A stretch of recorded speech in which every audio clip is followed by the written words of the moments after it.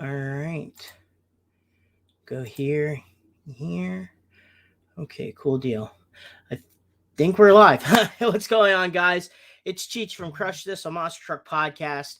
How you guys doing? Thank you to High Octane Coffee and J Concepts. Also, Justin Stories in his book here that I'll bring out, Making Tracks. Go check that out. It's on Amazon.com, $10 a pop. He has all sorts of stuff that you can look at as a comic book, all ages. It's pretty cool, not gonna lie. He also has a poetry book coming out for Christmas, and a little bit of a Halloween Christmas type deal. And it's $12, and I think $4 of it is going to the military foundation, and that will be going. If everyone can hear me, that's pretty cool. Thank you for so much. Also, want to thank Joe Sylvester and High Octane Coffee for everything they have done. If you're wondering where's Brad at, Brad's sitting back for a little bit for this show, and he's mentally preparing himself for next week. And I'll tell you the guests for next week too here. So Brad will be on next week, so watch out for him, and he'll get everything going on for you guys, and then we get back to the ball rolling here. J Concepts, once again, thank you guys for everything you have done. Officially licensed with Bigfoot USA 1 and Samson.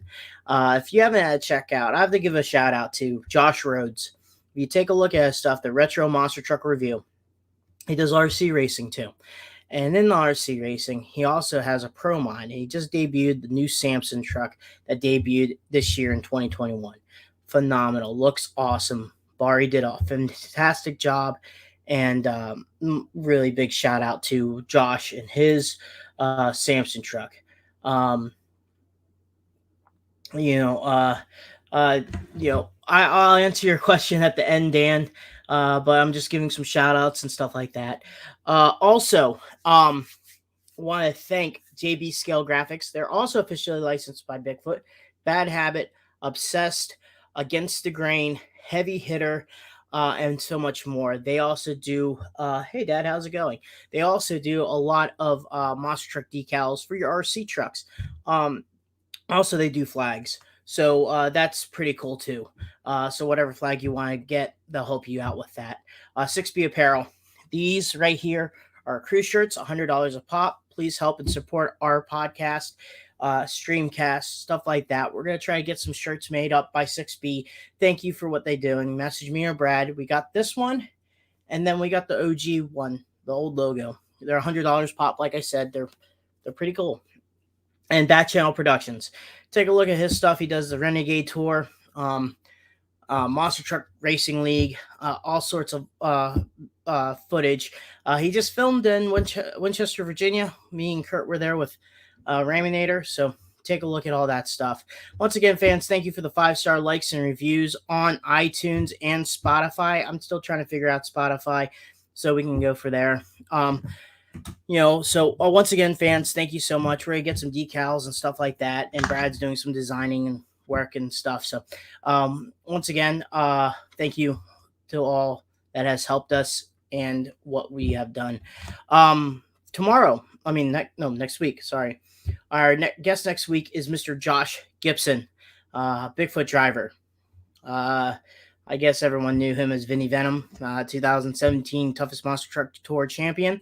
Go ahead and, he's going to be on next week. So that's going to be cool. All right, guys, that's about it for the reviews and stuff like that. But we're going to get the show underway, and we're going to do the intro, and then we're going to have Mr. Scott Douglas on. So thank you, and here we go.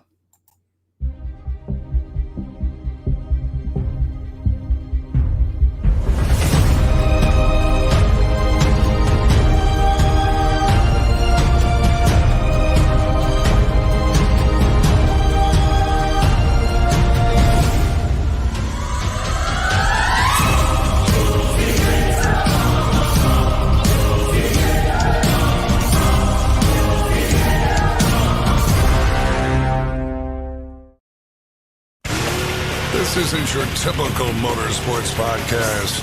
You're listening to Crush This, a monster truck podcast presented by High Octane Coffee and J Concepts.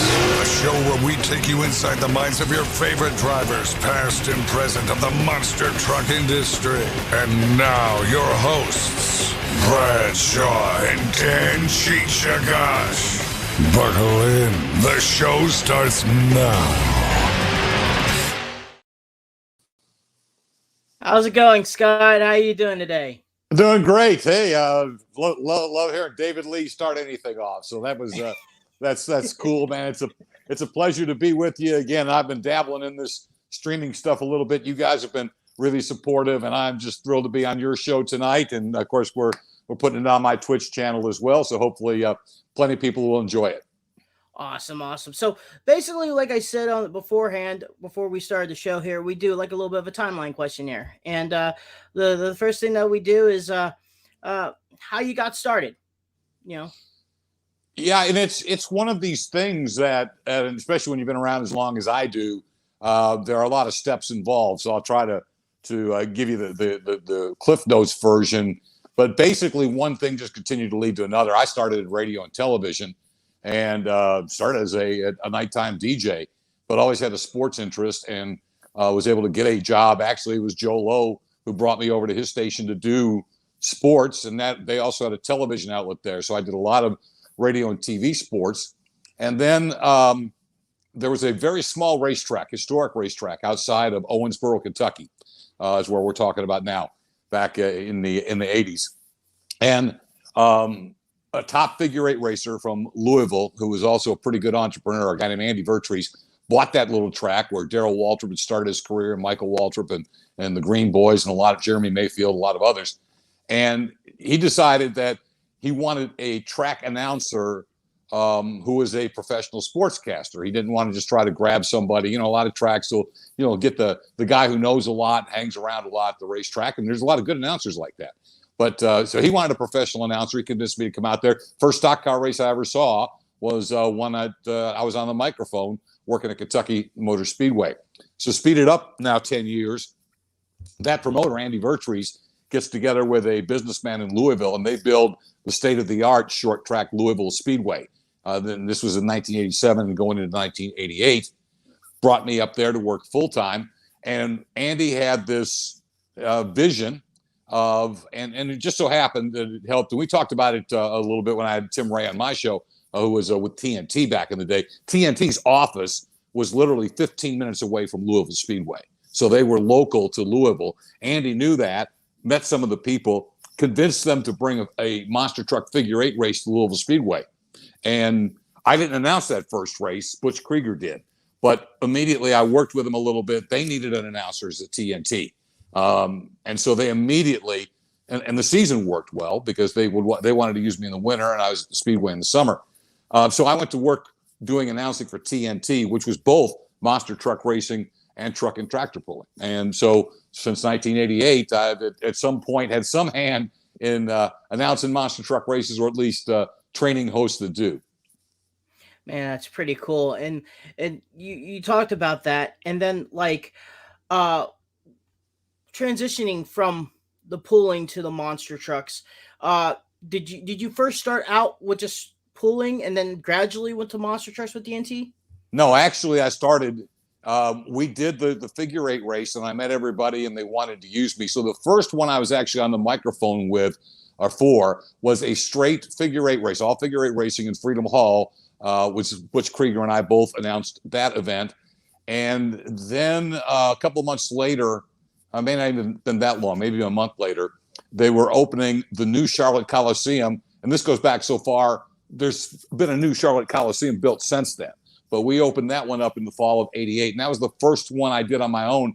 That was all monster trucks. And so that's all I had done. And then they gave me a schedule for the first quarter of 1989 and told me to go to Fort Myers, Florida. And that was 3 classes of tractor pulling and then just a little bit of monster trucks as an exhibition, back to kind of what TNT had been before they started doing standalone races. And once again, kind of like the Kentucky Speedway Day, walked in and had not seen a tractor pull before. And they told me, and it was the best thing they could have told me, to find the old Midnight Express guy, Ken Lamont.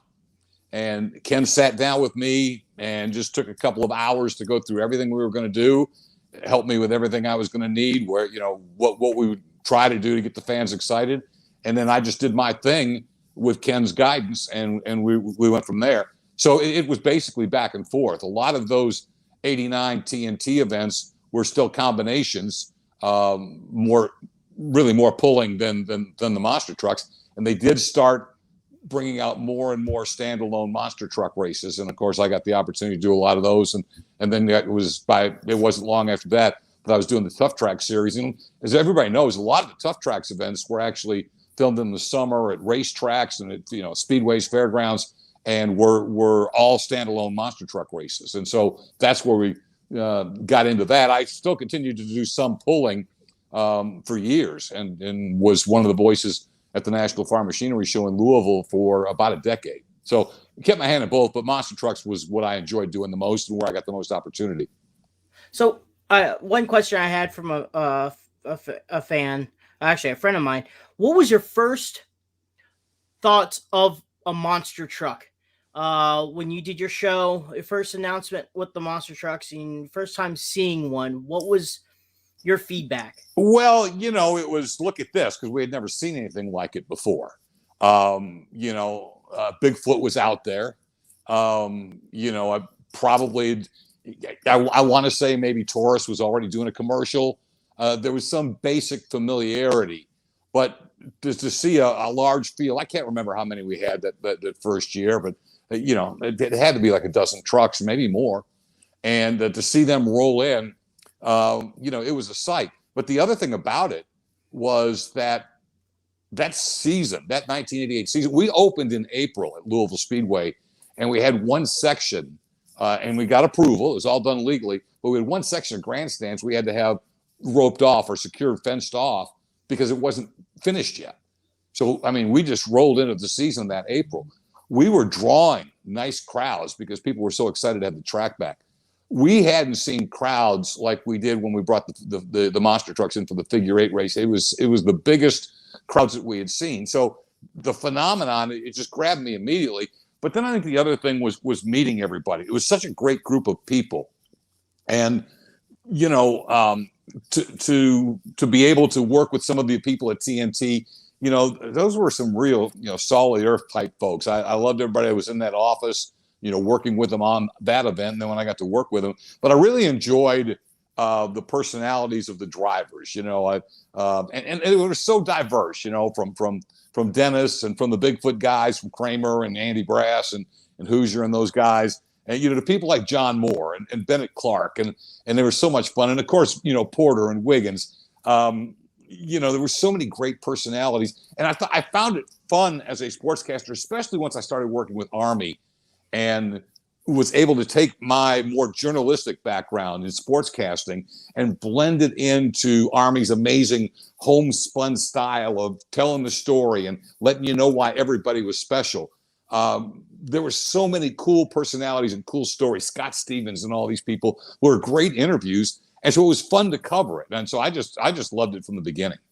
See, that was my next question I was asking. I got excited because with you doing the announcing, monster trucks was also going up, and with TNT, for me when I was younger, I pictured Dennis Anderson, Gravedigger, Andy Brass, Bigfoot, Rod Litzow, USA 1, sure, the driver and the truck combined. But without you, Army, and the other announcers making a story of the drivers and trucks together, you guys are molding characters for fans to pick. Chevy, Ford, or maybe Wiggins and Dodge. You all mix it up. Like, for instance, in 90, the rivalry between Scott Stevens and Team Bigfoot, that mixture, that pot, I would say you guys were helping form to make what monster trucks are now today, with like the rivalry between Gravedigger and Max D, with that magic. And how did that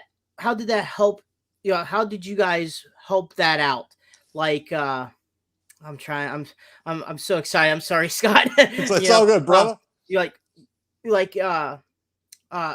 What when you knew something was coming, what did you guys do to try to make it still friendly and cool, but not cause too much controversy? Well, and a lot of it, you let people be themselves, and that was it. Now, there's no doubt that there were people, Army being one of them, the producers, Mike Goss, Tim Ray, being a couple others, who would poke Mike Wine, because if you poked Mike Wine, you were going to get something good out of it. But it was still natural. There was they didn't want to come off as a motorized version of wrestling, but they also didn't want to be afraid of a little bit of controversy and have real people, and that's where some of the people, the difference in personalities, especially in those TNT years, really helped us along those ways. You had Wine. I mean, okay, Mike Wine is one of a kind, and the personality was just going to go all over the place.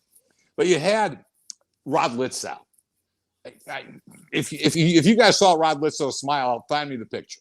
I mean, I'm overstating it, but Rod was so serious and dialed in, and he and Everett were going to win, and they were going to win. They were going to win every daggone time, And then you had Andy Brass, who had a lot of personality, but had this unusual voice. But he was fun to talk to. He knew so much, and it was kind of funny to me, all the different motorsports he would try to start to work in. So you had all these guys. So they all had their own personality. Scott Stevens would give the most technical interviews, and they were just so interesting because people were still just learning about the trucks and learning the sport. And Scott really brought a lot of people into that. And I could go on and on. And then you had the country boys. I mean, the Porter and Wiggins and Anderson, the Carolina boys, were always fun interviews. So the idea, and what I learned from Army, was not just to call the action. I call the action, yes. Remember, there's certain things people can see that you don't need to have to state, but what could we give the fans? And again, this is so much Army. What could we give the fans that they didn't know otherwise? What could we pull out of the drivers? We knew Bigfoot and USA 1 was the big rivalry, but what were we going to get out of Dennis Anderson that would build his fan base? Or what were we going to get out of Gary Porter that would build his fan base? So that we had this group of drivers, and they all had fans. John Moore was his own unique interview, totally different than the others. And it's so exciting that John and your buddies, the Hall brothers and Bobby Holman, are getting ready to go into the International Monster Truck Hall of Fame here in a couple of weeks. That's cool too. Thought I'd throw that in there. But that was really it. And again, I learned some of that from Army, and then started, I always felt like I blended different styles. I grew up in Cleveland, Ohio, and listened to guys like Joe Tate, who was the Cleveland Cavaliers and the Indians broadcaster for years and years. And I'd take some of the things that I'd heard from him and but then push them in with my style. And then when I moved into the Kentucky, Indiana area, Kaywood Ledford was the legendary broadcaster here for the Kentucky Wildcats. There were things that Kaywood did.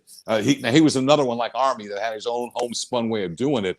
But there are things you pick up from people, and I've never been afraid to try to grab this from this and mold it into what Scott Douglas was going to be as a broadcaster. And certainly for monster trucks, there's no doubt Army Armstrong, Butch Krieger were the two guys that had a huge influence on what then I was able to build and develop. That was the Scott Douglas model. So you guys, well, let me rephrase that. You, Army, did a lot of during the tough tracks in the 89 and 90 season. You guys did a lot of the audio for the show itself. I saw a couple of episodes, and I was just wondering, did you guys do a little bit of improving while you did the audio booths during the episodes? Yeah, we didn't do any scripting. There was no scripting. And that was, frankly, what would become a trademark that I had. Things would get more formatted as time would go on. But during the days on Speed, I pulled out the old Speed shirt for you tonight. But during the days on Speed, with Mike McFarland and his team producing that show, I would look at what the editors had put together as their 60, 90-second montage for the opening of the show. And it would never be scripted. I would just go with it. And, and luckily for me, I had a habit of rarely wasting takes. And so it worked out really well. But I always felt like, even though we were doing these shows, 98% of them, as time has gone on, 95% of them, in a post-production setting. And many of the events I had been at. I had done the live announcing as well. The idea of making it feel like I was seeing it for the first time, and so I didn't really want to know too much of what they were going to put in it because I wanted to be able to react as we saw it. And that was another thing with Army. Those first shows that I did on Tough Tracks, I wasn't at. And the second year, then obviously I was at a lot of them with Army. And that's when we brought Chris Chapman in. But Army was at the shows. I mean, you guys will remember, the famous, I think it was David Morris flipping over, coming out of the Equalizer, and Army, not a tech guy, Army being the first guy there to grab him, get him out of the truck. And then he had a microphone in his face, which I always thought was classic television. But he always sold it. So the other thing that kind of helped is that when we both started going to events, we'd come in with an idea of storylines, but almost every one of those events would be Friday night, Saturday night, Sunday afternoon, and some of them just Friday and Saturday nights. But so we would come in to do the events, and when we're shooting our stand-ups, we might have shot stand-ups for an event after it was over. So, maybe we fudged a little bit on it, but we never gave anything away. But the idea was that it still had to feel like we were in the moment. I did one show, Inside Monster Jam, where I voiced that for SRO Pace. That was a magazine-style show, always done in the past tense. Here's what it was. Here's what it was. Every other show I've done, from Tough Tracks to Motor Madness to Speed to FS1, the Monster Truck events, the Monster Jam events have been meant to feel, when you turn them on, like you're seeing them live for the first time. And I had to present that in that way. And that's what I always tried to do. So one question asked away here from Mike Nugent. He wanted to know what was the first time you said that's some serious Elevation Homes? Hey, thanks for trying to help me sell another T-shirt. We got a Serious Elevation Homes line at my Spreadshirt store, so I can get that in there. It's Spreadshirt.com, Fine Scott Douglas Media. We now have that's some Serious Elevation Homes media merchandise that Josh Lee designed, my producer. He's the guy for me these days. I have no idea, and I have no idea why I said it. It was somebody, probably Dennis. It was somebody, could have been Kohler, but it was somebody on a bonsai, and I would bring other things in as time would go on for those kind of, I start talking about anything that flew that far should have a flight attendant on it, throw some things like that. But that never really grabbed me. But when I said, and it just came out of my mouth, and I can't remember if I was with Stout or if I was with Matt Steele or who was sitting next to me in the booth, Schrader. But so I'm watching it, and it just comes out of my mouth. That's some serious. And again, this was why we did these things as live, so these things would be captured. But I say that's some serious Elevation Homes. The editors are losing it. The producers are losing it. Everybody just thought it was amazing. Okay. I said all kinds of things. And so the next show comes on, and I did it again. And I never wanted to do it more than once a show. And so it got to a point where I was saving it to get that moment. Now, you had to be careful. There may be some shows I didn't say it because I was thinking, okay, Jim Kohler is going to give me the big air here, and Jim has a bad night, and then I don't get it in there. But the idea, once it seemed like, because most broadcasters and announcers, try to have something signature. And that's just the nature of the beast. For Harry Carey's Holy Cow, you can pick your favorite announcer. One of mine's Marty Brenneman. Nelly. Whoa Nelly, Keith Jackson. Marty Brenneman, who did the Cincinnati Reds for like 40 years. It was always, this one belongs to the Reds. And well, when they won. So he can only say that the majority of the time that they won. So everybody, and I had used different ones. In basketball, when somebody broke away for a dunk, I always said, it's showtime. And I just shut up and let them let the dunk go through. I'd also use that for a breakaway when I was calling football. So there were things that you do, and they kind of, were mine. When I was doing Kentucky Wesleyan basketball games, I was a real homer. I'm not proud of some of that. I was not a balanced broadcaster, but my audience was all Kentucky Wesleyan fans. The broadcasts were replayed at 10:30 each night after the game had been live, only on Owensboro Cablevision. The only people watching, except maybe the opposing team in the hotel room, and they could get mad at me if they wanted to, were Wesleyan fans. So I would call it from that perspective. But whenever I got to the moment, you remember Howard Cosell, Don Meredith used to sing, "Turn out the lights, the party's over." That was his deal when the game was over. So when I had decided that was enough, there was no way Kentucky Wesleyan was going to lose it. It could be with 10 seconds to go. It could be with 5 minutes to go. I would pull out the old line, and I wasn't the first one to make it up, but I would say, "Stick a fork in Wright State, the Raiders are done." And that was the tagline there. So you're always, those kind of things, if they work and if people like them, that helps you in your career. And for some reason, me saying the words, "That's some serious elevation, Holmes," just resonated. People seemed to enjoy it. And then it gave me an opportunity, to look for those big moments. And for, a lot of the drivers have told me that as they would watch a speed show or an FS1 show, that if I would say that about their leap, that was like a feather in their cap. So that was kind of cool too. Because I love doing that kind of stuff. I didn't want to make it hokey, but I loved where it made sense, giving people nicknames. And if anybody wants to dispute me, they can, but I will tell you, I'm the first person who ever called Dennis Anderson the Icon. I gave Jim Kohler the name Mr. Excitement. Those were things that just worked for me in their personas. And I'm thrilled to say that in those two cases and some others that they've stuck. And also when you were talking about that, I always pictured Mike Hogwood saying, "That's some sick air." And, Yep. It was another thing that kind of pictured me during the Motor Madness days. And, you had some awesome people with you, like Army and Mike Hogwood and all the way to, the Devastator driver, Mark Schrader. Yep. Yeah. Now, I know you have worked with them and stuff like that. And my question is actually mostly like Chris Chapman. She was like the third member of your guys' group with you and Army. Yep. And when you guys did programming and stuff, how did she mix in? Did she still connect or contact with both you two? Or how did she, because she was very informative on her knowledge of what's going on with the sport. And the Chris was really helped by Mike Goss and Tim Ray and the field producers.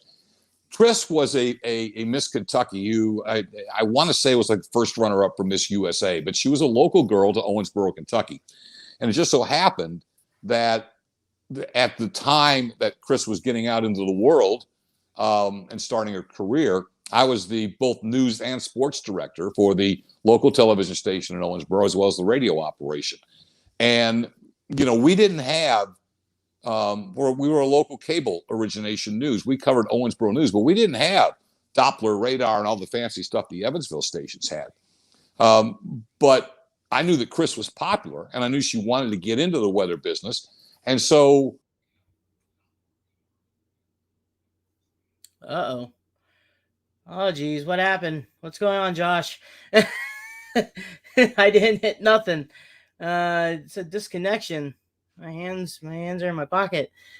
Hopefully everything go okay. Is any questions going on here? Oh, we got Scott back and running. My screen just went totally blank. I apologize, but remember where I was because I saw it go blank. Oh my! I was like, ugh. It just everything was icons and there was no cheese. Okay. But anyway, so I had actually hired Chris to do the weather on Channel 2 in Owensboro, gave her first job in TV news. And it wasn't that many years removed from that. That was late 80s. So now we're talking about, or mid 80s. Now we're talking about 89 or so, 1990. And my recollection was that it was the producer, Mike Goss, but it may have been somebody else. But they were wanting to balance Army and I with female talent. That was becoming, and you see it today in heck, Monster Jam did a stadium tour with only females announcers. It's a different world. But then it was mostly male. So the idea of bringing in a female was appealing to TNT, and it was appealing to the producers of Tough Tracks and AJM and everybody who was involved with it. And so I suggested Chris, and when they brought her in and interviewed her, she showed right off the bat that she was excited about the opportunity. She worked her tail off knowing that she didn't know anything. The advantage that she kind of had is that I stepped into monster trucks not knowing anything either. And I was able to get right in. And that was the great thing about the sport from the beginning. Okay, I'm new. A year later, Chris is new. And everybody's ready to take you under their wing. They're your friends right off the bat. They're constantly telling you and helping you things. And a lot of the drivers themselves were very helpful to Chris. And Army was really helpful in giving her a little bit of insight, telling her where to go, telling her where the story was. And she developed really nicely in that role. And yeah, we didn't have a long term together, but it was a fun team. So let's go from the 1990 to 1991. TNT was bought out by United States Hot Rod, SRO Pace, I think back then. Mm-hmm. How did you get the news that everything was going to be transitioning? Oh, I don't remember specifically. I can tell you that I had done, a bunch of events for them, and Billy Joe Miles was very hands-on at that point in the operation, and it wasn't doing well financially, and there's a lot of reasons for that, a lot of theories for that, but it just wasn't, and maybe one of the things is we did so many great events that are classics now, and a lot of racetracks that didn't have a huge seating capacity, while SRO Pace and Charlie Mancuso and his team, were booking, these, the Allstate Arena at the time in Rosemont, or what Rosemont Horizon was called then, and putting on 5 shows and selling 50,000 tickets as opposed to the 10,000 tickets that maybe TNT sold in a given weekend. And I'm just pulling numbers out of the sky, but that was one of the things. But they were doing some struggling. They felt like they had something with the TV, but they weren't making any money with it. The TV really was supposed to drive live events.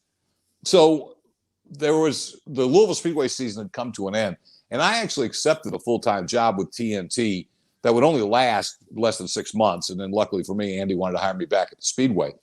But during those 6 months, I wasn't announcing. Now I was working as a vice president of operations for them, trying to figure out different things and figure out what we could do.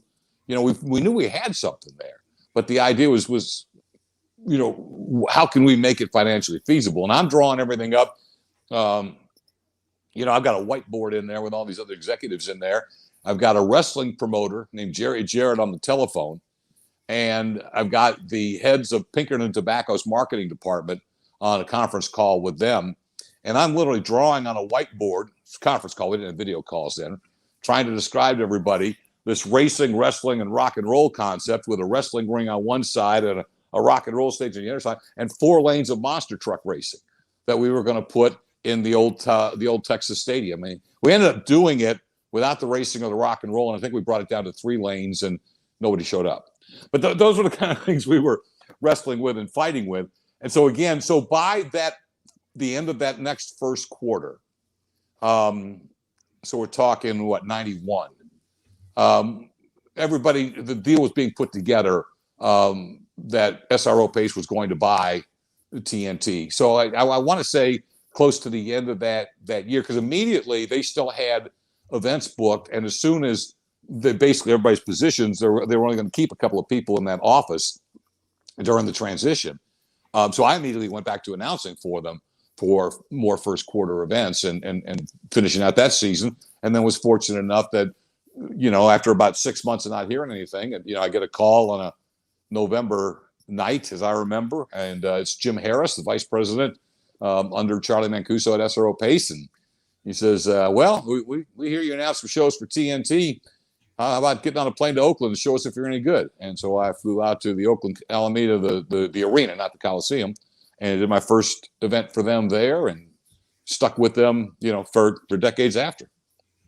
Yeah. I was wondering too. Was there any?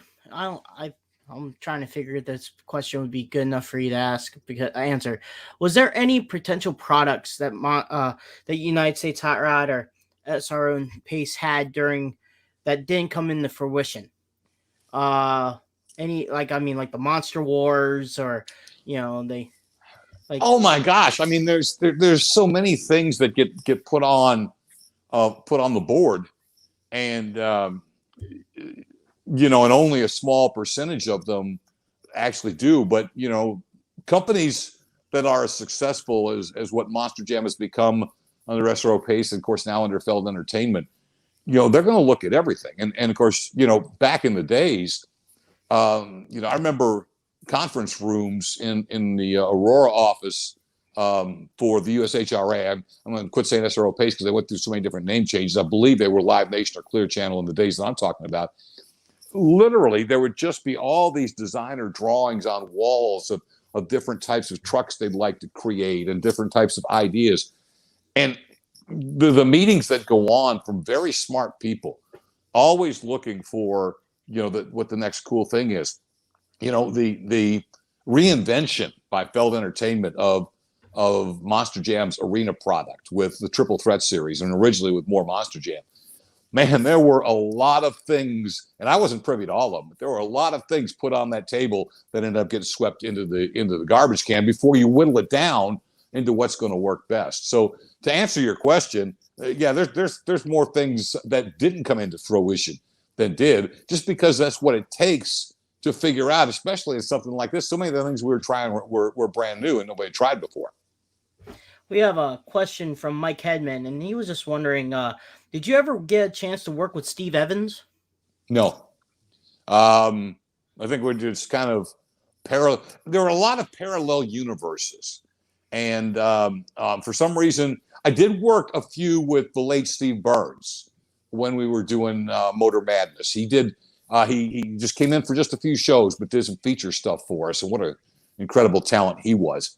But the show Steve Evans would be on, I never did. And of course, kind of like Army, once TNT was bought, I don't know the details because I've never really talked to either party about it specifically. I had Army on my Twitch show, and we really didn't get into it that deeply. And I don't know that it was that the Monster Jam folks, if they just didn't really make an offer to Army, or if Army just, he had so many other things going on. He didn't have to do just monster trucks. And then when he wasn't a part of Tough Tracks and TNT, there were other series that were getting TV time. And boy, some of those were very smart to hire Army, obviously. You look at guys, people ask me about Terry Boyd. There was a stretch when it was Scott Douglas, Joe Lowe, and Terry Boyd were considered the big guns of live announcing for SRO Pace. I don't know that I ever met Terry Boyd, maybe at one of the early announcer summits, but he was always on the West Coast. And except for that kind of first foray into kind of proving to SRO Pace that I was good enough to work for him, I didn't go West. I did a lot of Florida, a lot of Midwest. And so I really didn't know him that well. Obviously, I knew Joe well, but Joe and I wouldn't see each other for months because Joe was going to be in Uniondale and I was going to be at the Citrus Bowl in Orlando. Man, and talk about that. Owensboro seems like a hotbed. Some of the most legendary monster truck announcers is from there. It's amazing. Lowe, it's amazing. Army Armstrong. I drove by there. We did a show in Evansville at the 4-H. Yeah. And I was noted that a tractor puller, the Orange Blossom Special 2, was on in a museum that looked like could have been an old J.C. Penney's building near there, and it was it was like a motorsports history center. It closed down, but the tractor puller was going to move somewhere else. But they had a little area, and a friend of mine was telling me of all the announcers there. And I don't know what type of water you guys were drinking, but it was pretty cool to know that, that had some legendary, including yourself, announcers from that area. And it's all cool because you guys are all connected in some type of way. Well, and I think part of it, I think that city has an amazing motorsports history for whatever reason. Waltrip's a big part of it, and there are a lot of other names that are involved. And so there's a motorsports interest, and so even as a sportscaster for me, I'm learning motorsports because I've got to cover it on my TV show. NASCAR wasn't then what it is now, but it was big in Owensboro, Kentucky, because Darrell Waltrip was a Winston Cup racer, and his his younger brother Michael was tearing up the local tracks. So there was that was always strong in that area, and Joe Lowe was the vibe of Owensboro. Joe Lowe's morning show dominated that city for decades. So Joe had to have a thing going on, but Joe also loved motorsports. Joe would go down, and I didn't even know this for a time. Joe would go down and announce at a track called Windy Hollow Raceway just when they needed an announcer at different times over the years. And so he had that already in him. Army being there, Army would talk to us. He talks about coming into the station when Joe and I were there. I vaguely remember something along these lines. He says he was trying to talk us into getting involved in it, and I don't remember him pushing us too hard that way. But it all kind of came full circle then when we go to Louisville Speedway. My point is that all these Owensboro tie-ins, the other part of it was that, yes, TNT had its offices in Louisville, but TNT, which stood for Truck and Tractors, was formed by what they used to call the Owensboro Boys, led by Billy Joe Miles, and they were all living in Owensboro. They'd come up to Louisville to do their business, but there was that other part of that Owensboro connection. For whatever reason, it all just seemed to feed off each other, and everybody would meet each other, and they'd give me an opportunity. They gave Army an opportunity. They were thrilled with what he did. It worked out for me. That little stretch I talked about earlier, when I moved in, when I quit and didn't announce for them for a few months, and I was actually working in their office, we needed an announcer to go to Toronto. I want to say it was New Year's weekend. It was just like, man, had to come up with something quick. I picked up a phone and called Joe Lowe. I said, I got you a plane ticket. Get up to Toronto, and I'll talk you through it. And a week later, Dennis Anderson was in my office. He said, don't ever use that guy again. He's awful. And this was Joe's first show. And Joe would go on to become a legend, and he and Dennis would become wonderful friends. But that's the funny part of that story, is that Joe was in my office in TNT when I'm the vice president of operations. I just sent Joe Lowe out there and said, you can't ever use him again. He's terrible. And he obviously became pretty good. But all that was because a lot of us had worked with each other, knew each other, and could count on each other, and knew how good each other was. I had no qualm about calling Joe Lowe, and I had no qualm about telling Dennis Anderson, you just wait. You're going to enjoy working with this guy. Yeah. And the cool thing is Joe Lowe always thought he was he became the voice of West Lebanon. There's no doubt. That racetrack.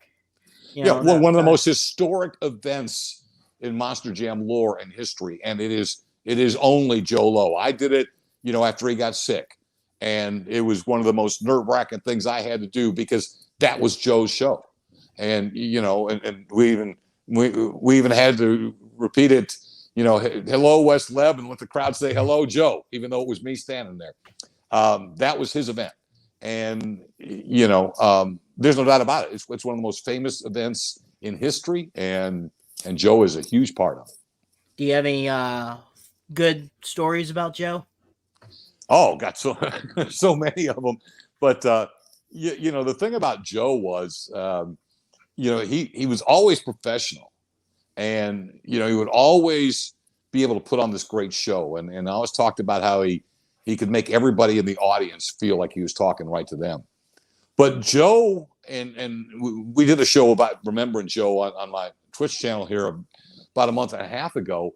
And Ed Eckert was one of the guests. And one of the reasons I wanted to have Ed on was because Joe and Ed were just notorious pranksters behind the scenes, and things that probably would be a little more frowned on today, as long as it didn't affect the show, were a little more allowed to happen 15, 20 years ago. And so I don't know if I could single out one, because Joe always had something for somebody, and it was never mean-spirited, but virtually any driver will tell you a time when they got Joe, but Joe got them. And that was just kind of Joe. And it was that way all the way along. I also think with Joe, and it's just part of his personality, and maybe it became part of the fact that, I was more of a straight up sportscasting guy. He was more of a radio personality. but he would work with these rodeo clowns that for several years that Monster Jam brought in. And it would be the funniest thing because Joe would just go all in. It took me a while. I finally got a good rapport with Bobby Cox, with the Hot Rod. But Joe would the funniest skits because Joe would go all in with him, and he didn't mind if it made him look silly. And maybe that was a little bit of a difference. And one of the cool things about Joe could take a joke as well as he could dish one out. That's awesome. And, with that too, I mean, a lot of announcers kind of like, for me being that way, Ken Levinsky, Scott Heaton, some awful good ones right there. Yeah. Erica, or he was your right-hand man, Monster Jam. Greg Whittaker. Greg Whittaker. Yeah. Great announcer. Donnelly, Jody Donnelly. Jody, yeah. I feel like those announcers all had some type of involvement with your help. How with the Monster Jam world, what was the advice that you helped those guys out to craft their material? For some of them, it would really be later in their careers. The team at Monster Jam, Brian Welch did it for a lot of time, Dan Allen, some of these guys who would move into major directorships within the company, had at one time a responsibility for finding announcers. And so they would look and they would come up with them. And so they would bring in guys like Scott Heaton and you mentioned Jody Donnelly. Jody had done a lot of different stuff, working in arena cross, supercross, all these kind of different things, freestyle motocross type stuff, and then was able to transition into becoming a really good, Monster Jam announcer. Scott Heaton has been a professional announcer his whole life. I don't know where they found him. And so, then about 5-6 years ago, the decision was made within Feld Entertainment that they wanted me to phase out of being on the microphone live to be able to go out and find and continue to replenish.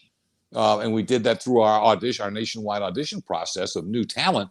But then they also wanted me, and then I eventually was able to get Greg to help me, working under Jessica Ferris at Feld, in terms of just being full-time in terms of training these hosts. So in the last few years, I would work with Scott on let's say the way they wanted certain things done. But Scott Heaton was one of the main men long before he and I ever did much work together. He was one of the main guys. Ken Nowinski came in, and actually Greg Whittaker trained him. Now I would work with Ken a lot, during the days. But if you like Ken Nowinski style, give Ken the credit, but also give Greg Whittaker some credit there. Those guys are great friends, and Greg was tremendous bringing him along. But we'd continue to bring them in. Most of the hosts that are still out there now are folks that that I was a part of recruiting and auditioning and training for several years, and I'm extremely proud of them. I don't want to start listing names, but I will mention Kay Young because of the way she has risen to the top, if you will, and is going to do close to 100 live events this year just because of the weird post-pandemic year. The other one, though, that I will mention is Leslie Mears. Leslie doesn't remember this part. So there's several tentacles involved in Leslie coming to Monster Jam. Her husband, John Mears, was doing some work for Monster Jam, knew Brian and knew some of the other people. But I'm going to tell you, I was doing the Lucas Oil late model series, and we were voicing those over in Tinley Park, Illinois. Steve Grind was in charge. It was Ken Stout and Steve Grind's company. And I'm waiting for my turn, and you can hear the voiceover in the booth that's going on. And they're doing a pulling show, and I'm hearing this female with all this technical knowledge whose voice is amazing and who is just killing it. And I had to go in there and find out who she was. And I remember talking to Brian one. Now, they may have already been looking at her. I said, "You've got to hire her." And so then they do hire her, and they send her out as my pit party reporter when I was doing the big Florida Stadium events to get started. And I can't tell you how proud I am of what she's done, the amazing work she does. There's, Greg Whittaker kind of designed the pit reporter position on camera Forfeld and was phenomenal doing it for the World Finals for several years. But I think Greg will agree that there's never been a better television pit reporter for this sport than Leslie Mears. And she, by the way, is now one of the, at least she was last year. I'm hoping she sticks with it, or 2 years ago. She is now one of the announcers where I used to be as on the National Farm Machinery Show Championship Tractor Pull. And they love her there too. So yeah, but I guess that I've gone a long way around getting to the point that, you know, especially over the last several years, and I didn't think it would happen this way, but I have gotten to where I get so much enjoyment out of watching Scott Jordan do such a great job on NBCSN with Leslie and with Colt Stevens.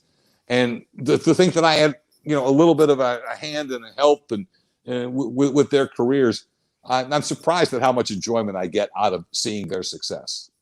But I do. You know, it for me and for a lot of people, we all believe that you are the voice, still the voice of Monster Jam. I appreciate that. Did you ever envision your voice being entering the world of the households and kids and stuff like that? You know, you don't realize it. You don't see it that way. You're doing a job, and you know, and you know, people want to be on television. Tough Tracks was my first foray into anything outside of local television. We were syndicated in virtually every market in the country. You know, Monster Trucks would get me on ESPN, TNN, all these different networks, FS1, Speed. But you're going along, you're doing the show, and you're enjoying it, and you're loving it. What really started to set it off was as pit parties grew and as Monster Jam really put a big emphasis on making these pit parties larger than life. You know, if it was going to be 4 or 5 hours, drivers get in there, you're going to sign autographs for 4 or 5 hours. Going out there, and then all of a sudden, the number of people coming up wanting to get an autograph from me. I'd never signed an autograph doing other stuff. Wanted to take a picture with me, just wanted to talk to me. You know, some of the younger kids who had some different challenges in life, but who loved the sport and in some way, you know, were able to use what I was doing and the fact that they liked hearing me talk about Monster Jam and Monster Trucks and help them develop, you know, to become better speakers or to become, you know, more, you know, to work through schooling and do things better. You know, you don't see that coming, and it blows you away every time it happens. Robert Black, the international director or former international Monster Jam tour manager, was just blown away. We're in Madrid, Spain, and here comes this kid running up yelling, "Scott, Scott, Scott," wanting an autograph. And I hadn't realized, I knew I had voiced shows internationally, but you know, and a lot of this now is social media, internet, YouTube, and everything that's out there. But yeah, to be in Madrid, Spain, and some kids running up wanting to get a picture and an autograph with old Scott Douglas here, who doesn't speak a word of Spanish, and I think Scott was the only word he knew in English, but it worked. You know, it's a blessing that I never could have expected, and it's hard to even put into words. It's just totally humbling that getting to do what you love, so many people react to and respond to. We have so many amazing fans because of it. And, you know, and maybe in certain small little ways, you know, when somebody's having a bad day, maybe watching our show makes their day better. Or, you know, when some of these kids are struggling in hospitals. That's what I love about Monster Jam, and getting those drivers and into the hospitals with the kids. It just brightens their day. Sometimes I don't even know that we're doing it, but it happens. And it's a blessing. It's a true blessing to be able to do it.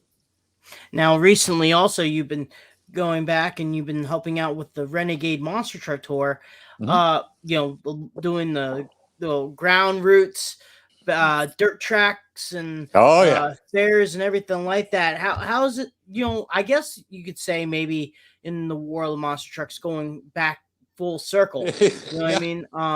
Like it kind of is. A lot of TNT shows back in the day, they ran like in Flemington or, you know, Stafford Springs, racetracks in general. And then Zane and his group, they do mostly racetracks. So how was that? And yeah, basically that's it. How was that? It's been amazing. It's been a blessing. Nobody could have seen what the pandemic was going to do. All of us something like 1,700 of us, were laid off, and from jobs that we had in different forms of Monster Jam. It just is what it is, and Feld Entertainment did what it had to do to stay viable, survive that, and they've come back flourishing. And then I'm thrilled to see it. It was so awesome to see Gary Porter and the memory of Mike Wales going into the Monster Jam Hall of Fame in Houston last weekend. But in my situation a year ago, I needed to start figuring some other things out. But my daughter, Blair, was the one who informed me that I was not getting it social media wise. She was constantly on me about, you got to do stuff. Everybody knows you. You got to do stuff on social media. And the biggest keys, Kay Young gave me a lot of great advice, but most of it came from Matt Isbell. And Matt is an amazing, amazing guy. His company built my website. I told him the ideas that I had, what I wanted to do. He, Leslie Mears, Kay Young, helped me find the best equipment so I could do voiceover work from a studio that I would build in my own home. Because you can do that now. I had a friend who wanted to do it 30 years ago, and it's going to cost him $30,000. I guarantee you, I've got great equipment, and it didn't cost me $30,000. So we create all of this, and Matt was the one who said, "Why don't you try doing a podcast?" And so we put together my conversations with Scott Douglas on Twitch. All right, so all that's going on, and it's trying to build a brand, trying to make $1 where I can make it. If I can get $100 for this voiceover, perfect. And if somebody else has, got something that's going to pay me a little bit more, that's even better. So we're doing that. I could do vocal coaching online, which I've also continued to do because I can do that obviously, through Zoom or through Skype. So fast forward it. Matt is doing all this work with Zane Ratu, getting ready for the Renegade. He did some events for him last year, and now they're gearing up for 2021 Renegade Monster Truck Tour. And as they're talking, somehow Zane asked about if I would do the voiceover work for all of his commercials. Well, of course, I jumped at it. That's what I'm doing right now. And I guess at some point, Zane looked at Matt and said, "You think Scott would ever come out to an event?" And so, obviously it was, well, sure. Matt's their main announcer. And I wouldn't have been able to take a full schedule anyway. But what really worked out is that when Zane has events where he thinks it's worth, for whatever reason, whether it's financial, the size of the crowd, the prestige of the event, where he thinks it is worth it to the Renegade Monster Truck Tour to have me alongside of Matt Isbell, then I'm thrilled to be there. It's been great to be on the mic again, to hear the fans react to the roar. But to get to the main point of your question, the first time, Marietta, Ohio. So when I pull into that track, I've not seen a Renegade Monster Truck Tour event yet. All I knew is what I was being told in the commercials that I had been voicing over for them. And when I looked, and they set it up because they did a great job. Matt actually did a live stream to announce that I was going to be joining him at select events. But the way they had it set up with two trucks that go back to my early days, Barely Tame and Master of Disaster, nose to nose. And I'm standing with them behind me. We're doing this, and I'm looking out onto the track. And it literally, we're in Marietta, Ohio. I might as well have been in Kalamazoo, Michigan, or any of these other places that we did these amazing straight line courses back in the TNT days. The roller start, the no man's land, the mash it at the end. It's been so much fun. And you're right, it's kind of in full circle.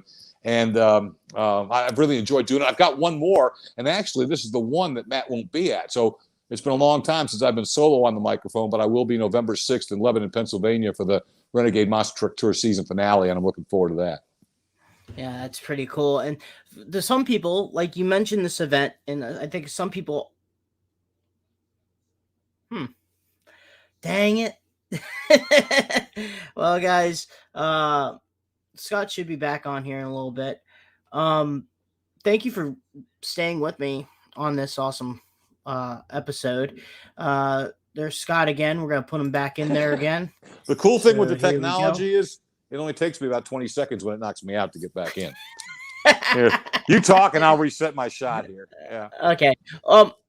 We have some fans here that actually I got a good one from Damian Bowers. And he says, for how much you do voiceover and broadcasting, Monster Jam, Motor Madness, stuff like that, Has any monster truck drivers, mud racers, or pullers ever gave you grief over a misspelling on television or mispronunciation on someone's last name?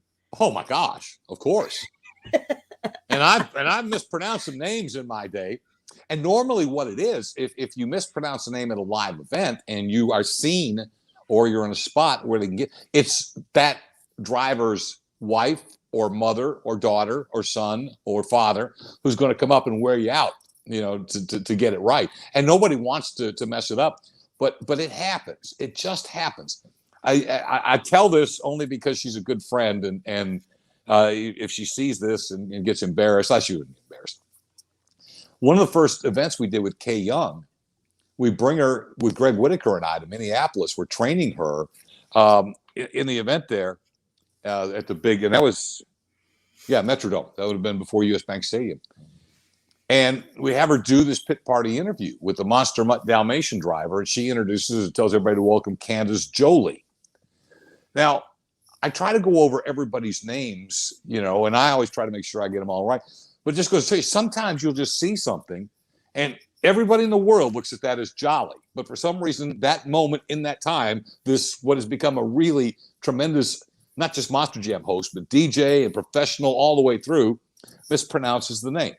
It happens. And I can't tell you how many times it's happened to me, but I've missed a bunch where you really get nervous, and where you really hear about it is you start mispronouncing sponsor names when you go into some of these markets. And there are different parts of the country where something will be spelled a certain way. Owensboro's got a lot of them. The main street that goes through Owensboro is spelled phonetically, or spell it out, Frederica Street. But nobody says Frederica. It's Frederica Street. There is a county in Kentucky, Caldwell, Caldwell County. As soon as you say Caldwell, they know you're not from there because everybody else calls it Cowell County. So you'll find that in all these different places. And so that's something that I always tried to make sure where I could. I talk with local people, looking for things like that were going to trip me up. And it really got that way when we did international events, because there's stuff that just doesn't translate right. But the point being, I don't remember one over another, but I remember many spouses or parents telling me, "Hey, you're saying my son's name wrong. You're saying my daughter's name wrong. Okay, help me out. Let me get it right." Because we want to get it right, and we put the prep in to do it. That doesn't mean mistakes won't happen. It seems like one name that I always thought in the early 90s that always got butchered was Wayne Spozanek, the Tropical Thunder guy. And I always thought that throughout the monster truck world, I got to hear his stories, probably hearing all sorts of different theories of it. The always good questions is when you're in Massachusetts, is it Worcester, Wasta? Different. Yeah. It's Worcester. It's spelled Worcester, but it's Worcester. That's a perfect example. Yeah. And I think they finally gotten it down, but for years, depending on which, who you'd run into calling the event, Tyler Miniga's name was pronounced differently at every event. And I haven't found it to be that tough a one, but it seems like the Toluchkas get mispronounced a lot. And there were Johnny K. Yeah, I never had any problem with Kwasniewski, but Army just couldn't spit it out, and that's where Johnny K came from. He just started calling him Johnny K because he didn't want to say Kwasniewski. Yeah, and so there's a bunch of those. I actually struggle a little more with Wysork. I probably blew Dave's name a few more times than some of the others. So, for example, people may know, a lot of people in our chat know that you were once an announcer for the Farm Machinery Show. Mm-hmm. What was your most fond memories of those days on the floor of the Freedom Hall? Just the event itself. It's so unique. And, you kind of hit on it earlier in the early days. Something that doesn't seem to resonate anymore like it did back then was the manufacturers, the Ford versus Chevrolet, that we used to always bring into those early monster truck events. And Army was great at doing that. And I learned that from Army and Butch. We would go through, and I had to learn them because Butch had them all down. we would literally every event go through this row of manufacturers. Where are my massive fans at? Where are my international? You'd go through it.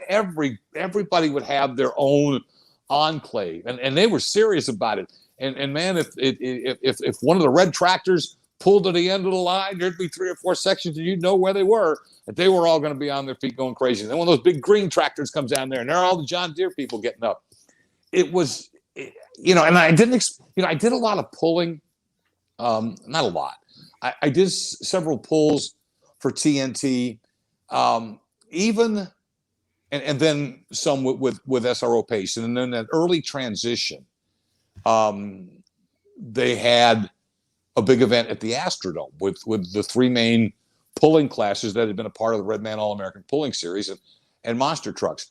But even there, the magnetism, the electricity from the crowd, and part of it is because the National Farm Machinery Show Championship Tractor Pull is built around the biggest convention, if you will, of farmers and people trying to sell their farm machinery in the world. The tractor pull was just another reason to get people to come out to it, and now it's completely sold out every time. But when you get to work events like that just captivate the crowd, they're just so much fun, and they're so entertaining. The thing I used to hate, to tell you the truth, was when they wanted to start kind of a predecessor to what we ended up doing down the road by getting announcers and hosts in the stands. A few years into it, the executives there wanted me to go up in the stands with a live microphone and take some souvenirs up there. Yeah, by Saturday night at a convention with a bunch of farmers who are just cutting loose all week, having a great time, that wasn't the greatest idea. So I talked about a little bit of that. But no, other than that, man, such it's nothing but great memories. But I think probably the fondest one is that's where I got to work closest with Butch Krieger, who was always a great friend and is just, to me, as a host and announcer, a legendary talent. Butch's voice blows the roof off buildings. You hear Butch, it's Butch. Do you ever wanted to do it again?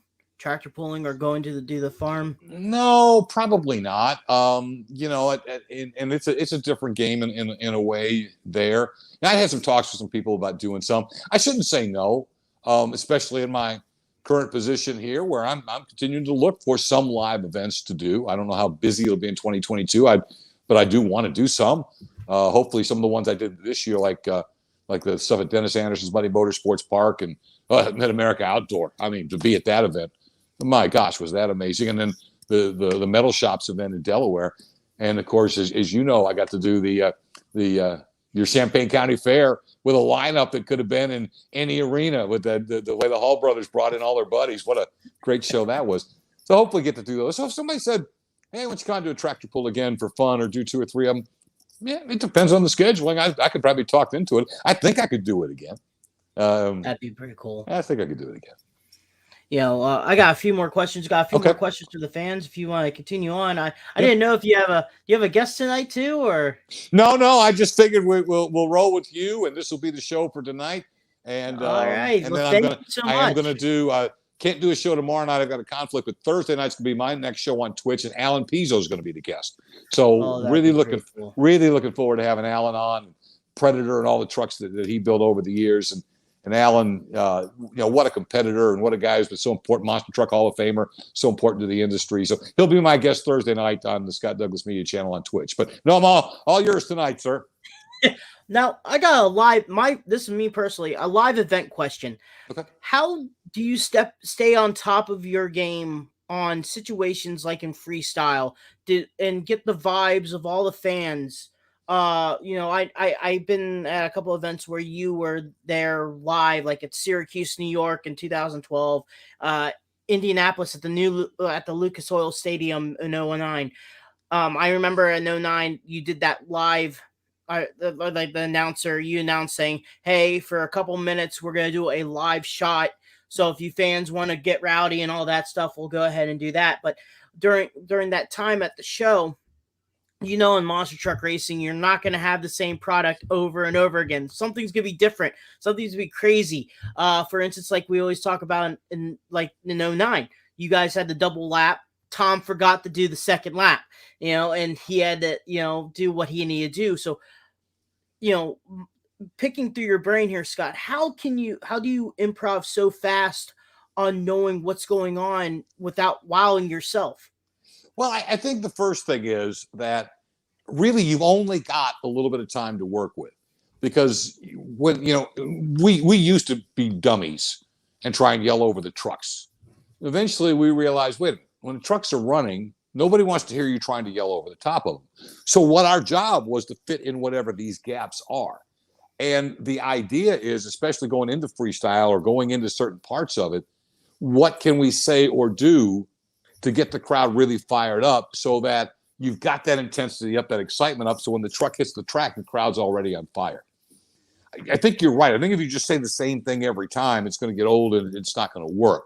So I think you just adapt. You have to have confidence in yourself, that you get a feel or a vibe for the crowd. How hard do they need to be pushed? Sometimes you don't have to push a crowd very hard. They were already on fire.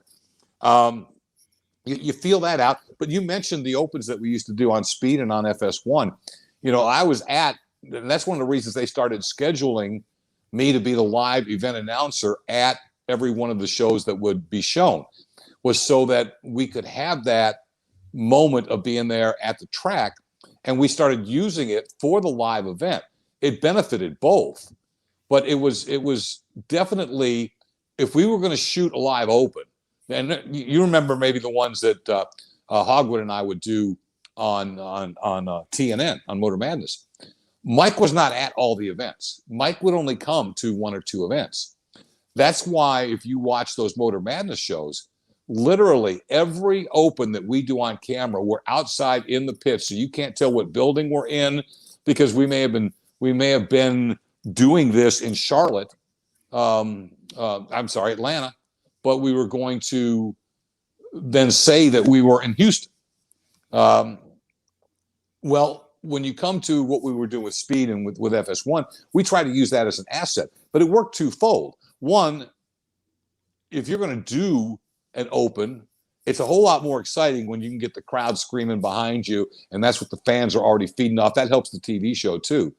And two, we found out very quickly that when you tell people we're going to count it down and we're going to turn the cameras on and you're going to be on television, yeah, they get up and they cheer because people like being on TV. And that's I don't think that's ever going to change. That's sparked everything we're seeing on the internet, TikTok, and what do they call it? Influencers. I'm throwing names out here. I'm not even sure what everything is, but everybody likes to see themselves. TikTok. Yeah, everybody likes to see themselves, whether it's on the stream, on the internet, or on television. Believe me. Now, we actually had another question from Mr. Damian Bowers, and he was wondering, another good United States hot rod announcer. I really wish he would have continued on, but he did other things. Was Brett Kepner? Yep.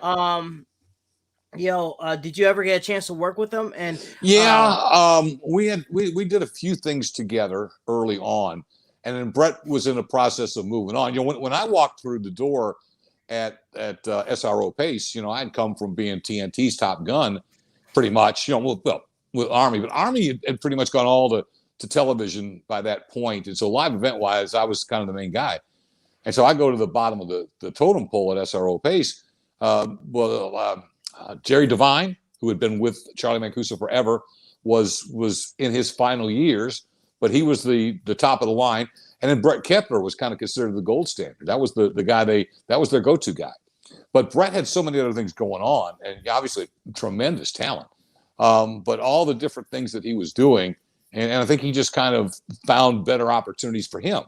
And thanks, Brett, because I think you probably opened up some shows for me that I might not have gotten if you'd stayed. And I have another fan question from Mr. Dustin Parks. He was asking, at any event you have done, have you ever been legitimately scared for a driver? Myrtle Beach, South Carolina. I think everybody knows it. One of the most famous clips in the history of monster trucks, when Kong goes through the 76 ball, lands on top of two brand new police cars. And the scary thing was, and again, we're still getting used to, at that point in time, big crashes. They were happening more often, but they were still more rare than they certainly are today. But it was the fireball that came out of the truck that I wasn't prepared for. And, and the way the fire was burning down there. And I was just trying, and I was the live event announcer. And I tried to convey this on television too when we did it. But it was just the stunned moment, but knowing I had to keep things under control. And I swear it wasn't 15 seconds later, because going through my mind is, oh my gosh, this is bad. And Dane's walking up the track. He's walking up the track. He was out of the truck. It couldn't have been 30 seconds, 15 seconds to get out of there. But yeah, for that brief moment, there have been some other ones where we've been concerned because they just looked weird. They just looked, they didn't look like what we were used to seeing when there's a wreck or a crash or a rollover. And I don't know if I want to get into any specifically, but luckily in every one of those instances, people walked away. I'm sorry, I got to move something there. The history of safety in this sport is unbelievable. Knock on wood, because these guys and girls, these men and women take big chances. I mean, motorsports is inherently dangerous, but because of the efforts of so many people, including so many efforts from somebody like Mike Wales that most people don't even know about, these things have been just continuing to get safer and safer and safer. So we get to see the spectacular performances that we get to see today, and knock on wood, hopefully every one of them walks out of there with a smile on their face, ready for the next show every single time. I thought that one of the stories, or one of the answers that you would say, was probably that Kohler leap over in World Final 7, I believe, with the chrome body Avenger truck. He jumped and kind of went like. I mean, you can list a lot of those, yeah. But they all seem to hold together. I mean, where was it that Tom literally disintegrated Max D? Arlington, yeah. Arlington. I mean, there was nothing left to that truck, but Tom was fine. Mikey Vaughters had that weird landing on the roof at World Finals. That concerns you. And so you're just looking to see if the guys are okay. But again, the confidence down. And this wasn't something that I had when I was watching the Kong run in Myrtle Beach. And then that crash. Over decades now, I've learned that with the safety that's been built in and seeing so many people walk away, that, my fingers are crossed that that's what's going to happen there. There've been a couple that haven't gone as well. I mean, we were worried when we saw, Adam go off the track in Vegas, and the next thing I know, our producer, Mike McFarland, is walking him to the EMTs. We're not used to seeing that. And so, those kind of things concern you a bit. And again, Adam would be fine. But, and again, some of them, Alex Blackwell and Captain Curse's role at World Finals. Why do so many of them come World Finals? Well, you know why? Because the level everything goes to. But so I think there's always concern, but there's a comfort there knowing what I've seen over 30 plus years has been done to make these trucks safe for these drivers, and how they've been trained with a facility like Monster Jam University, or what Dennis has done training guys in Carolina. So we got another one from Jennifer Ramsdale. Yes, I think I got it right. She goes, you better. Hey, we can talk about gotta get those names right. Yeah. Hey, Scott. Throughout your years of commentating, who is your favorite commentator you have worked with?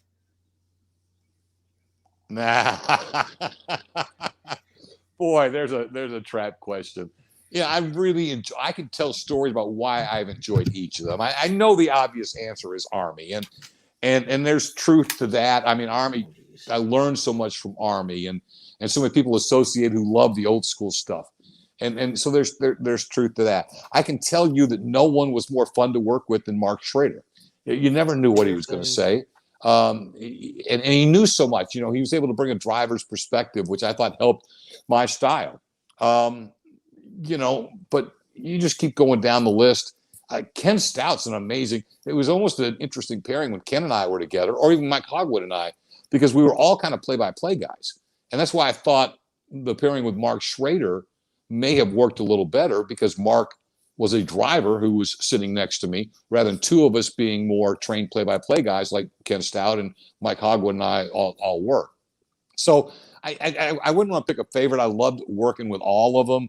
The people we've had in the pits, we had so many great people. Dan Moriarty was a blast to work with, fun guy. Matt Steele, you know, and again, I'm going to forget some of the people. Obviously, I loved working with Chris Chapman. I finally remember the Army Chris and Scott team because that's kind of what got it started for me. So if you make me pick one, I'll start there. But I love all the other folks that I've worked with. Did I I'm lose sorry you? about my earphones. Okay. My earphone. I have these wireless earphones, Okay. and they died on me. The brand new technology, and I'm not the only. I'm not the only one with technical issues. But you know that. But let's see here. 1 second. I'm still trying to get these earphones all set up here. But there was one question about how was working with Matt Steele.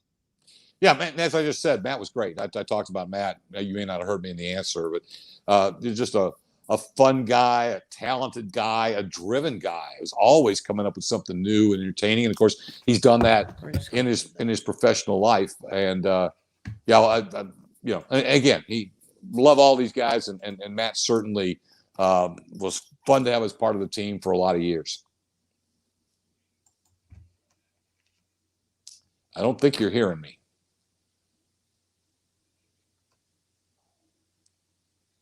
All right, we should be changing earphones, I think, here. Are you there? Have you got me? I'm sorry again, guys. I'm just trying to fix this up here. That's all right. Let's see here. Sorry, I'm sorry. This is let's get a few more in there if you can. We'll be good. My earphones are working. Now it's this one right here that's supposed to be working. Well, you we've guys gone over can hear the me. limits. It's just my. I can't. I'm. Let's see here. Yeah, I can hear you. Okay, we got you. It's fixed. All right, let's do a few more then before we wrap it up. You right on. So is there any good stories of you working with Army? Was there anything that first of all he ever made you? You're testing my brain here because it goes back so far. That's a long time ago. I was just wondering if there was anything that he made you break, made you just laugh at one time. You're like, oh my gosh. And then Army was always fun to work with. But again, you got to remember it's a short window of time that Army and I were together. And I was loving it, but I was new. I was learning and I was wanting to keep doing it. So you're trying to impress people. And I wasn't messing around a whole lot in those days. I was learning and trying to be the best I could be as quickly as I could be. But, there were all kinds of fun stories and you meet people early on or for the first time and then they just become second nature. I still remember the first weekend that I ever worked with Mike Speller. We were done with the event and waiting to get a ride to the airport. And there was a convenience store there. And Mike said, well, let's get a 6-pack of beer here and we'll just talk about the show. And then, then they'll take us to the airport. All right. So pulls out, and gives me a beer. And, I'm sitting there drinking the beer and talking to Mike. And I finished that one beer and I reached down in there and there's 5 other empty cans. I've never seen a man put them down that fast. But that was my Mike Speller story from back in the early days. But no, and that with Army, again, we'd come in. And it was, we pretty much stuck to, because we were putting out several television shows on a given weekend, and so we pretty much stuck to telling the story and finding it. Army was just such a great guiding light on, hey, come over see this John Kwasniewski guy. He's pretty cool. This Gary Wiggins guy's a good interview. Come on over here. Let's work with him. We got a few more questions here. Maybe a lot of people may not know that you did a lot of stuff outside of Monster Trucks, the Louisville Speedway. Mm-hmm. Someone mentioned here that did you do a radio at the 1999 Super Bowl between the Rams and the Titans? Someone said no, maybe not. I don't know. Nope. It was one of the questions here. Not questions, but I wish. Greg, he said, I'm from Missouri. Experience. He said, didn't you voice the Rams, the Titans Super Bowl? I wish. But you did all sorts of stuff. I remember one time I was watching, I think it was FS1. I think it was a NASCAR Truck Series Camping World at Iowa Speedway. And I swear I thought I heard your voice there doing the I had the racetrack. great pleasure of being the track announcer at Iowa Speedway from when they opened for about the first 10 years. And then when I went full time with Feld Entertainment, I wasn't able to do those kind of events anymore. That, as much as anything, killed me to give that up. I love that track. I love the people there. It was built brilliantly for great racing. Great minds went into it. Rusty Wallace designed it with a lot of great people helping him. Andy Vertrees was the guy who oversaw the day-to-day building of the track. But the people there, I just loved the people who owned the track, who worked the track, who were part of the track. It was a phenomenal facility, and they treated me like a rock star when I came in there. And yeah, I hated having to giving up the microphone at Iowa Speedway, probably as much as any microphone I've ever hated to give up. Loved it there. Now, is it true also, did you sometimes pop in and out of Joe's morning show too? Well, I was on Joe's morning show for years. Yes. Yeah. Oh, okay. From 1980 through 1987, I was on Joe's morning show. I was the sports guy. You know, Joe was playing his music, and I was the guy who would come on a couple times an hour and give what they called the sports shorts back then. And then I would go do that 4 hours with Joe, and then I would, do the TV stuff the rest of the day. It was a great experience. But Joe's show was big time because it dominated the market, and that was the main reason I was there, was to be on Joe's show. Everything else I got to do, okay, you want to play TV, you do it, but you have your butt in here at 5 o'clock in the morning. I don't think he may not have maybe come until 6, but yeah. I think it was 5. Yeah. And you still, someone mentioned you did some announcement also in the Kentucky Speedway too. Yeah. I did Kentucky Speedway. For years, I was doing both Kentucky and Iowa. And because, again, those big tracks, they run only special events. And I was able to schedule, all the time that I did them both, there was one conflict. And the conflict was a sports car race at Iowa where they didn't need me anyway. And so I did an Xfinity race on a Saturday night at Kentucky, and then flew Sunday morning. Whatever the race was at Kentucky, I did, and flew Sunday morning. The Xfinity race was at Iowa because I had to get there in time to interview Kyle Busch, because they always brought in a big hammer at Iowa. They'd hire one cup guy, Carl Edwards, Kyle Busch, all these guys to come in.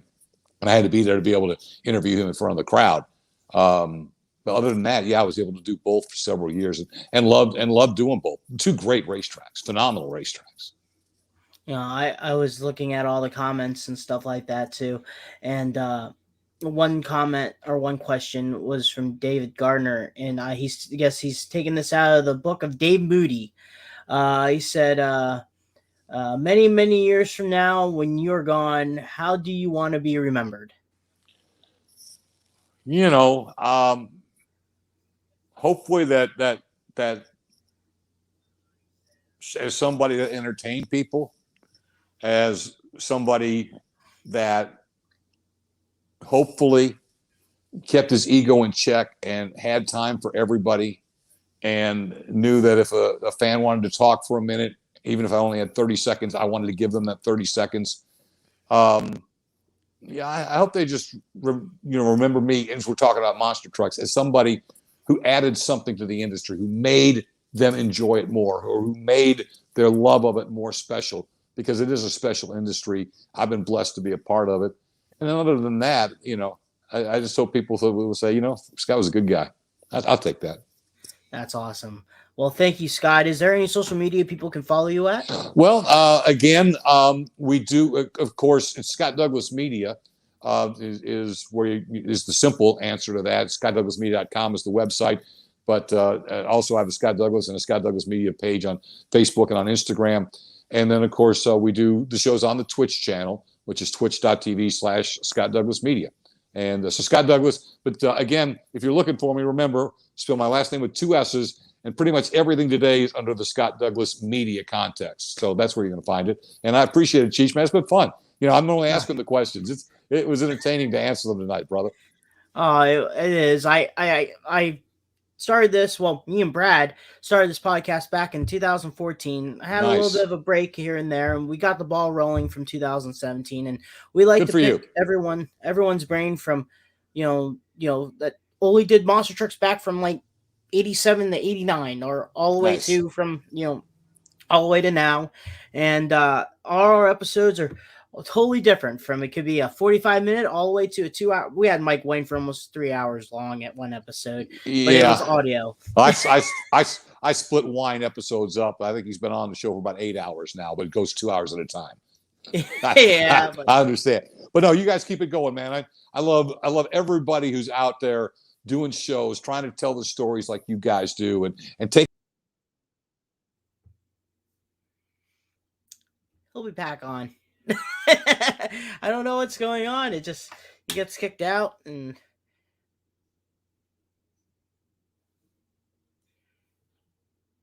All right. We're getting back in gear here. Cut me off again, but just the bottom line: keep doing what you're doing. Keep telling the stories. Keep introducing people to new people they might not already know, and let's continue to build stars for tomorrow. But never forget where we came from, brother.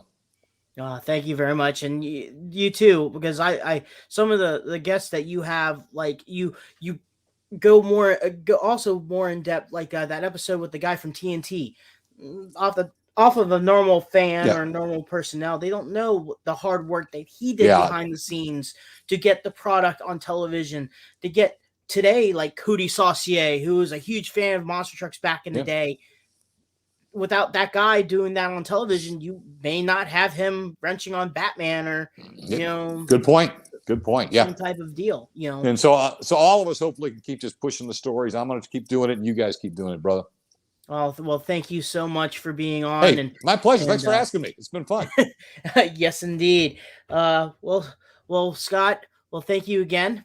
And we'll see you down the road. All right. Look forward to it. If nothing else, Tim's already said he wants to be back at the Champaign County Fair next year. So if I don't see you before then, I'll see you there. 10-4. Take care. Thank you. Thank you. Great. Keep the show going. Will do. Well, guys, that was Scott Douglas there. Sorry about the technical difficulties of my earphones going on there. There was a couple questions that before I let go that I wanted to answer myself. Dan DeFranco, thank you, said, how was Compton and on the Hudson area in New York? Did you guys do the car crush? I live close there. Wish I knew you guys would have came and said hi.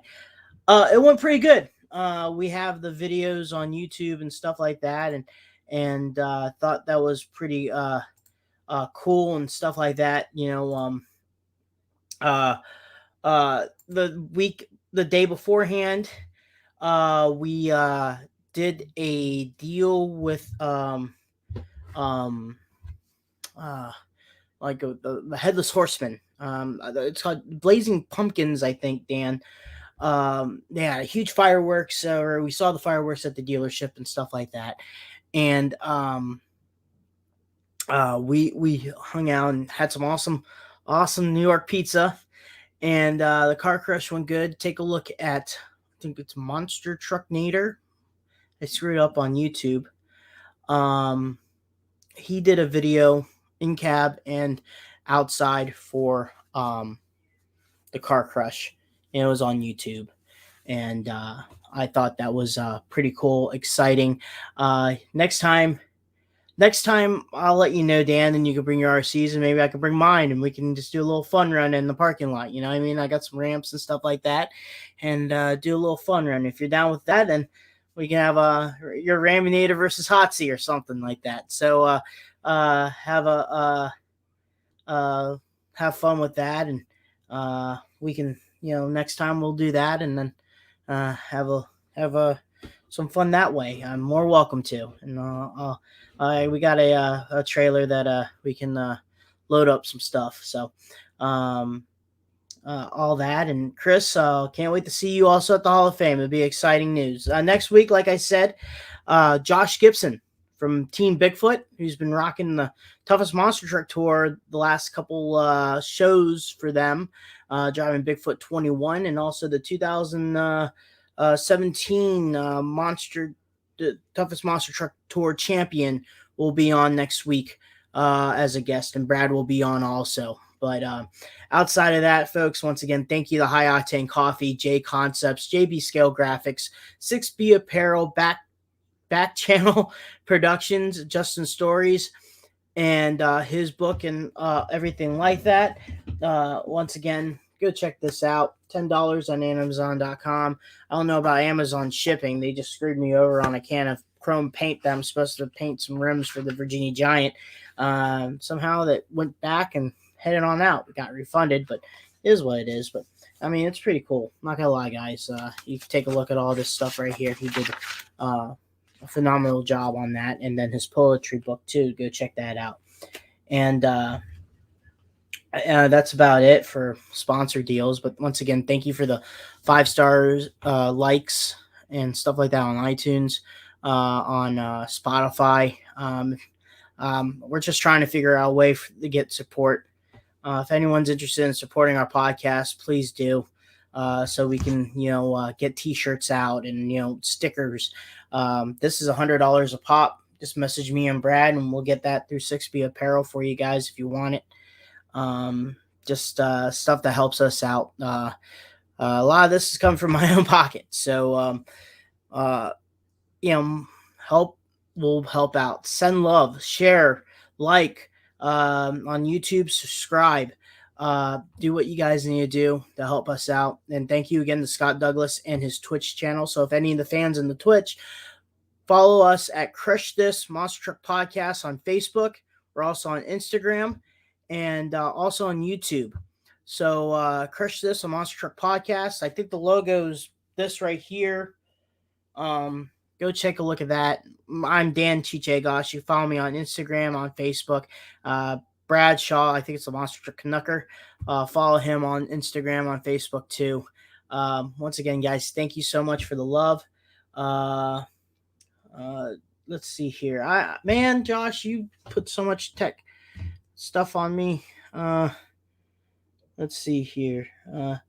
Hey, hold on one second. Hey, Nugent. Yo. Can you put my link?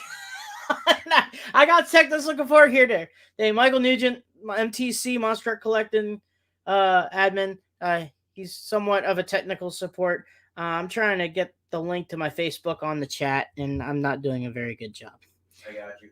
Thank you. Yeah. We'll get that in there, Josh. Ari, we see some love here going on right now. Darius Roy, I mean, we'll forgive him on the chat, but I mean, he's a Flyers fan. I can't say that, but love him too. He's a good RC racer. Give that guy some love. He does a lot of the short course off-road racing. So not me, Nugent, the podcast. Oh.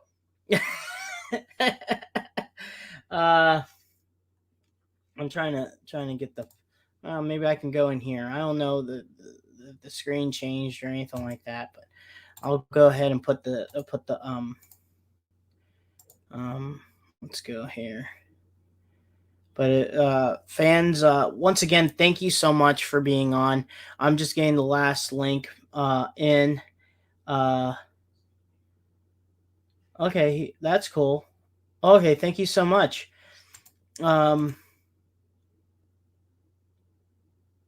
Awesome, that's cool. Much love right there. So follow Darius on his RC stuff. He runs a lot of short course off-road racing, buggies, I think. And so follow him. I don't know if he has a Facebook.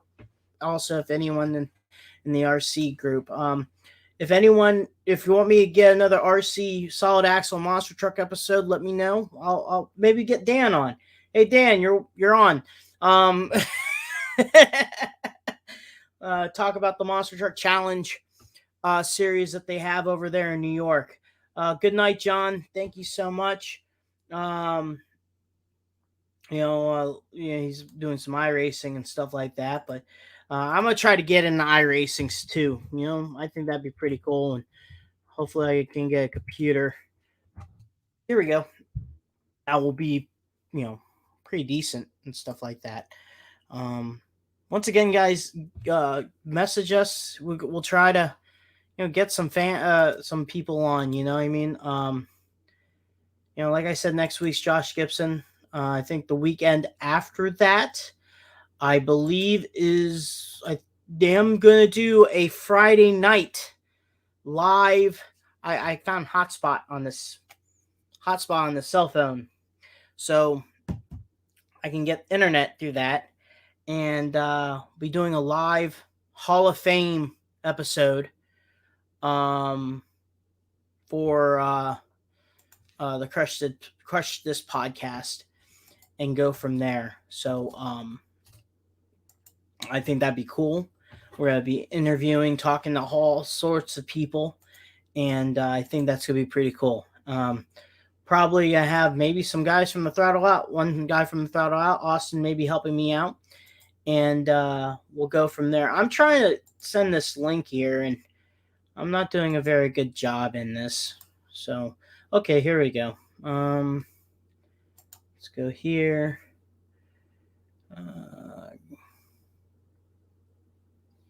And all of a sudden, my page disappeared. There we go. Let's start back here again. I'm still getting new to this technology stuff, guys, so bear with me. Let's see here.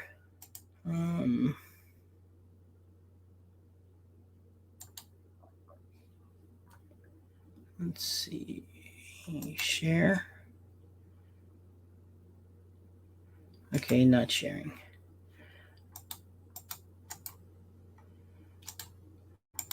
Here we go, guys. I think I just did it.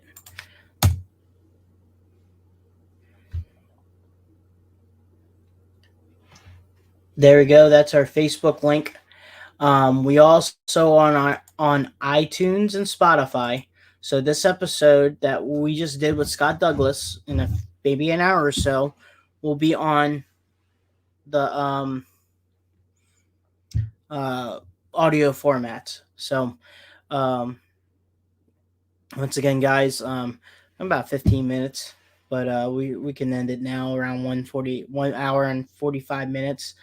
But thank you, fans. Thank you again for what you guys have done, and much appreciate everything that you guys have done. Again, like I said, again, next week will be Josh Gibson.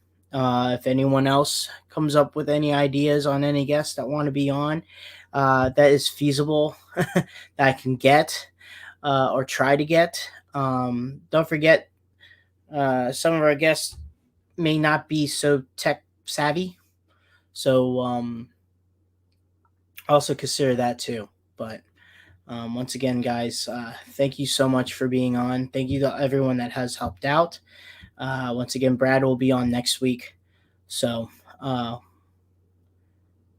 once again, guys, thank you again. I'm Dan Chichegosh, and this is Crush This, a Monster Truck Podcast. Keep the rubber side down and the shiny side up. Peace.